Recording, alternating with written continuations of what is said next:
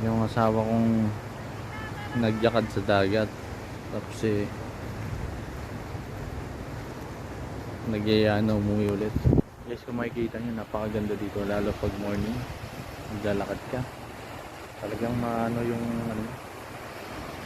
marerelax ang yung katawan at ang isip. Yun nga lang, nagyakag na si Mrs. May dala pang pandesal. So yun na, uwi na kami.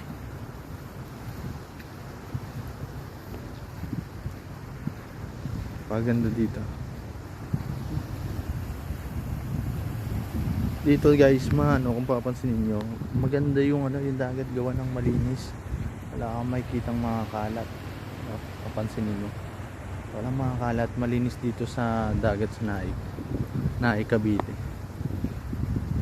Magdaan-daan ka.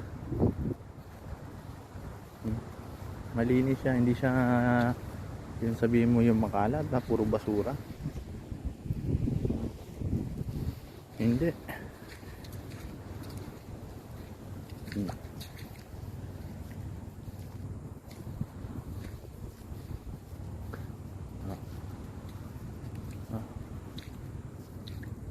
Uwi na ba tayo?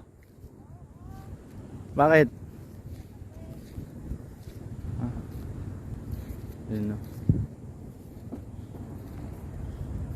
Guys, dito kalapit lang yung Bataan. Ayan. Parang ilang oras lang ata pag sumakay ka ng bangka, binangka mo, makakarating ka kagad. Ano yun?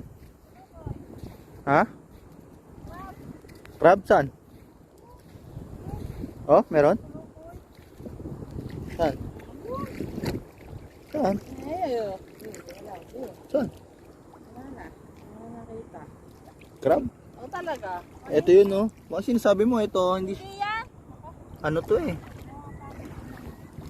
Hindi naman. Ano? Malinaw, oh. Guys, malinaw.